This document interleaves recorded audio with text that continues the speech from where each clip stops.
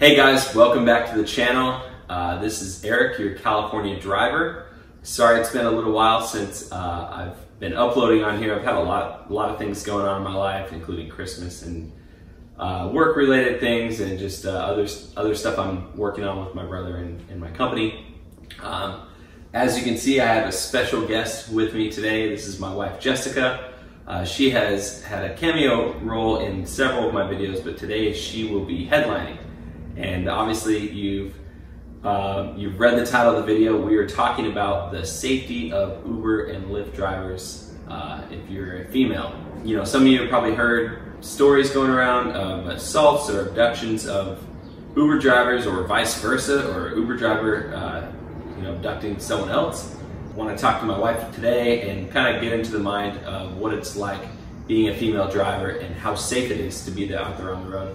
Now remember, we live in Los Angeles. We're pretty close to downtown. It is densely populated. You never know, this is not your run-of-the-mill college town or just country town. This is all walks of life from everywhere around the world. It is about the best litmus test to find out how safe it is to drive, wouldn't you say? Right.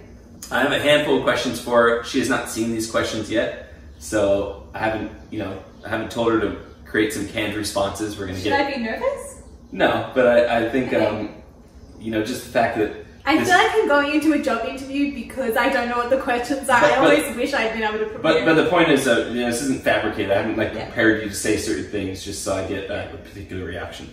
Question 1, on a scale of 1 to 10, how safe do you feel as a female driver, especially with male passengers when you're driving?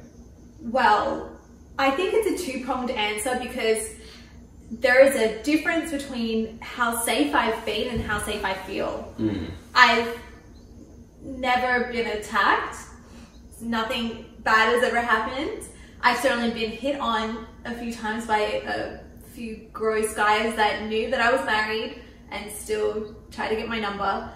So that's a bit uncomfortable and awkward, but in terms of feeling unsafe, I would say that in terms of safety, if I'm picking a number 1 out of 10, maybe a 7. Okay.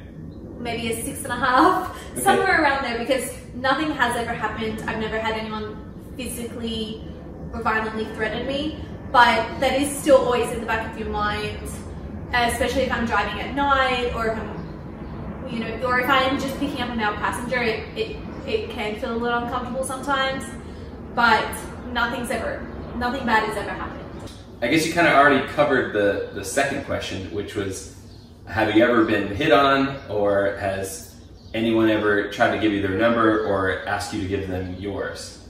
Oh my goodness. And how many times has that happened? Oh, it's happened a lot of times, yeah. And it's been a mixed bag with people too, from young to old. Like, I've had some men that were way older than me, probably like 20, 30 years my senior, try to convince me to go back to their apartments with them, try to get my phone number, want to meet up later. It's been really uncomfortable, and there's some, young idiot guys. And you said no every time, right? I said no every time, yeah. Yeah, no, and I always wear my wedding ring when I drive, and in fact, I've gotten some tips from some female passengers I'd had that said that I should wear my wedding ring on the opposite hand so it's more visible to people sitting in the back seat, because they won't clue into the fact that, oh, that's the wrong hand. They're just going to see the wedding ring, and apparently that's an idea of how to get hit on less. So you've done nearly 500 rides. Out of those 500, how many times has somebody tried to ask for your number or being creepy? Or yeah, it's been like a little bit creepy. Maybe a dozen, which in the grand scheme of the number of rides that I've done, that's a little more comforting, because you made it sound like, oh yeah, it's like, 3 or 4, I was like, geez, what am I doing putting you out the door? Yeah, no, I guess maybe not that many when I think of, that would be a dozen that have been overt about it. There's still a dozen more that have ever happened to me, and Oh, I doubt that. I'm sure you never has anyone tried to give me their number, or I've had people give me their business card. That happens more often. I feel like girls are way more subtle about it. then the guys are just like, yo, can I have it? Can I have it? Can I have it? Please. Was your husband at? Was he biting my pants? I'm sure you're covering up. Okay, so what's the worst experience you've ever had as a driver? Oh, I wish that I had time to prepare now so that I could think back on some experiences. Oh, okay, no, I think I know an experience. There was a pool that I was doing, and it was, I think, two or three girls and one guy who was sitting up in the front, I think, and he was so misogynistic and was ranting to all of us girls in the car about how horrible women are because women haven't wanted to date him, and that we're all awful, evil, and gold diggers, and just trashing females in general. It was so rude. And so I kind of bit back at him and told him to quit that attitude or I'd kick him out of the car, because it was just really kind of funny. I wonder why people hadn't wanted to date him with that charming personality. Yeah, if you're wondering why people don't want to date you, you've already lost it. And it was so absurd how it came up. Like, I don't even remember really how it came up, because it was so out of the blue. It just seemed like he's probably someone that goes around looking for opportunities to just bring that up randomly, because we certainly weren't talking about anything to do with that. So yeah, that was probably the worst experience. That's not so bad. I mean, I'm not saying that's a good thing, but like, that's not, you know. No, you don't think so? Well, I'm just saying, like, that's not like something to be like super worried about if somebody like their manner. And you know, I've had a handful of snotty women as well, like young girls, you know, groups of people that I've picked up that are just snide and kind of talk down to you because you're their driver, or maybe they ignore you entirely. You know, you're trying to have a little conversation, and I get that some people don't want to chat, but they don't have to be rude about it. Yeah. Okay, so now for some of the positive ones. Okay. What is the largest tip you've received? Oh, I think I got a $20 tip once, didn't I? Yeah, I think I got a $20 cash tip from someone, and it wasn't, I think it was maybe a couple that I had driven to the airport gave me a $20 cash tip. I've had some lovely passengers. I particularly love it when you get older couples. They're so fun, particularly if they're about to go on a trip. You know, they're getting into that cruise, Lido deck mentality, and they just want to joke with you, and they can be pretty generous.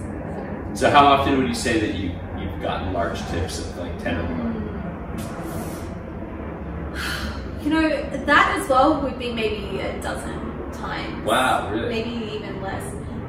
Most people don't tip, or they'll tip you I still think that's pretty good. Like $10 or more, you've had a dozen people out of 500. I always tend to do pretty well on cash tips.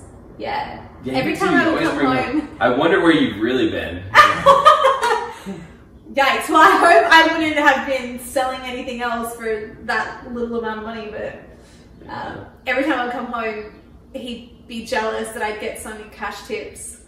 But I try so hard, and so oftentimes I come home so mentally exhausted because you feel like you have to be on the whole time, versus, you know, when I've done DoorDash, it's a little more mentally relaxing because you're not having to entertain anybody. I feel responsible for entertaining them with conversation, which maybe I don't necessarily have to do that, but I don't know, I internally feel like I have to. It's my opinion that Jessica always ends up with more tips than I do. And in fact, the data that Uber's come up with totally reflects this, that female drivers get tipped more often and in larger amounts than male drivers. And that's regardless of the race or the age of the male passenger.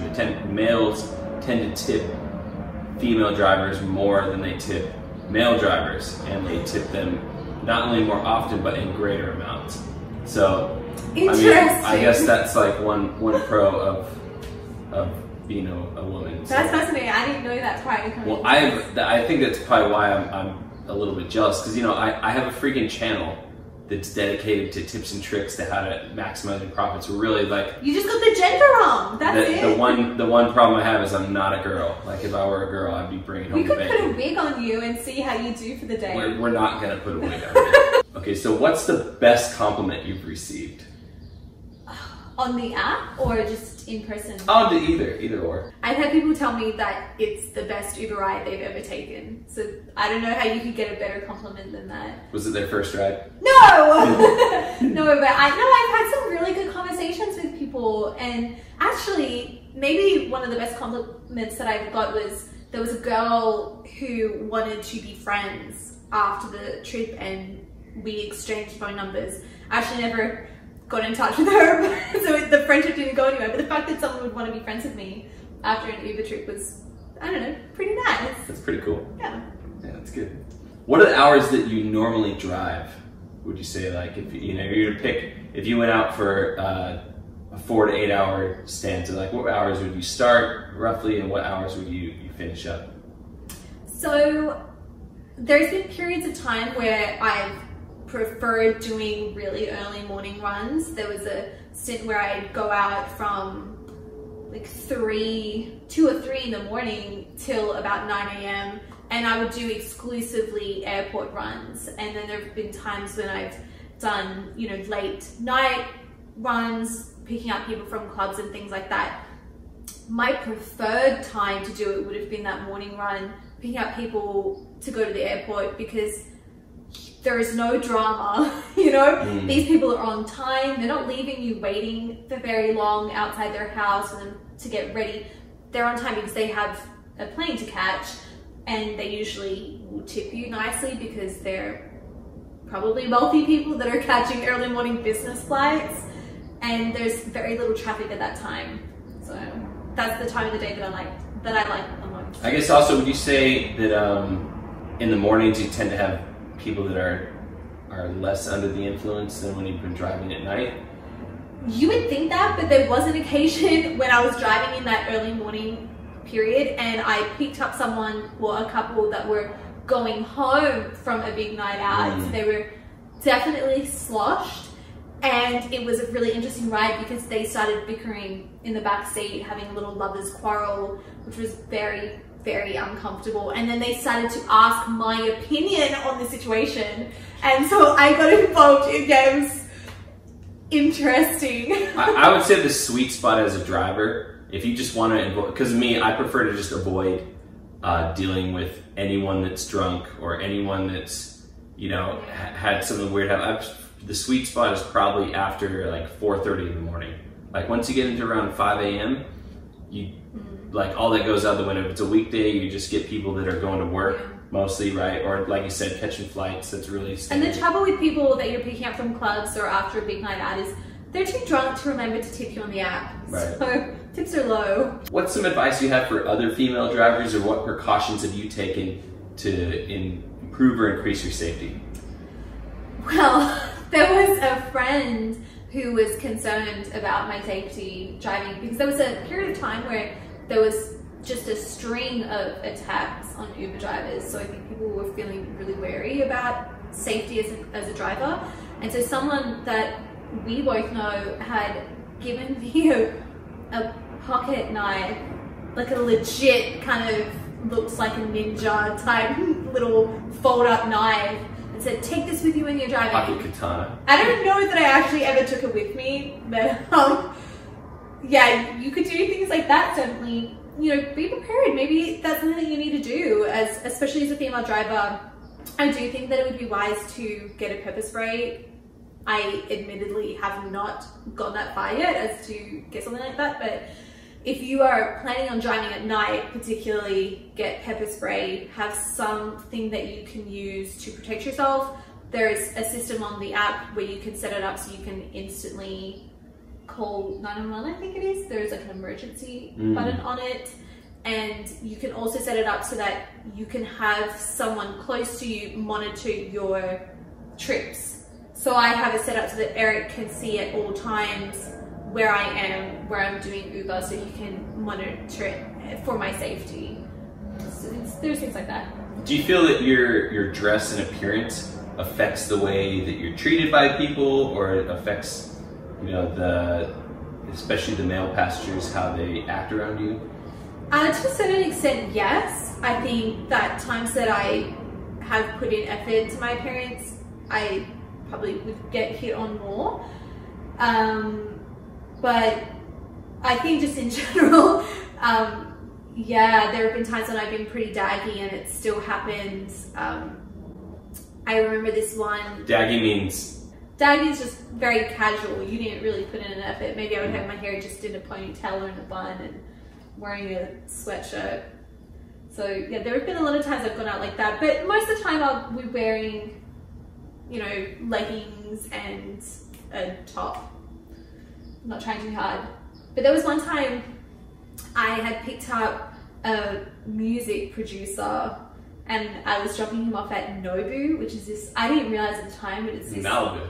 Crazy expensive restaurant where all the celebrities go. Drake goes there. Yeah, so I didn't know what it was at the time. We just moved down here and he had made me sing for him in the car, and he was trying to decide if he should get my contact details so that we could work together. And he was like, okay, well, let me have a look at you. So I turn around, he's like, and I have my hair up in the bun. He's like, take your hair down? Like, he made me take my hair down so that he could see what I looked like with my hair down. And so, and he was a really creepy one. I gave him my phone number and he took mine, but I never ended up contacting him because the interaction was so unbelievably gross and creepy. He was trying to hit on me. As I said to him, I'm married. And he was like, but are you happily married? I was like, yes, I am happily married. I have no interest in doing anything outside of my marriage. And he was like, well, I've been married before too, and like that doesn't mean anything, and blah blah blah blah blah, and all these gross things. And you gave him your number still? Well, just because he was going to Nobu. Well, I didn't know what Nobu was, but I thought that he said he was a music producer, but my mind and my common sense got the better of me, and I never reached out to him. Maybe I could have been a star by now. Who knows? But well, if you subscribe to her channel, maybe she'll be a star yet. Yeah. So I think that's all I have for you today. Obviously, I'm sure I didn't cover everything. If there are some questions that you have, or you're a female driver out there, or you're thinking about becoming one, and there's some questions that didn't get answered, go ahead and leave a comment for me. We'd be happy to go over some of your questions and concerns and comments a second time and kind of fill in some gaps or things that weren't super clear. This time you actually get a look at my state flag socks. Head to thestatemate.com and you can, there's a link in the description, or to head to the website, as well as a 30% off code off your entire order. Thank you guys so much for tuning into my channel. Like I said, I know it's been a while since I've uploaded, and I really apologize for that. Trying to turn over a new leaf in 2020 and get down to business. There are a couple other YouTube channels that I do produce videos on, but very, very different content than this one. But if you'd like to see what I'm up to, besides just driving around and picking up strangers, head to some of my other channels and see what we have going on. And like I said before, please subscribe to my wife. She can use a little boost. I could use the help. And you know, obviously we appreciate that. You know, even if you unsubscribe from me and you subscribe to her, it would make it would make my life better. Sweet. So again, I can't say enough how grateful I am for the support you've given me to keep going and keep pressing forward. Yeah, don't unsubscribe from him. Yeah. His channel is better than mine. For now. Guys, as always, God bless you. Have a great day. Bye.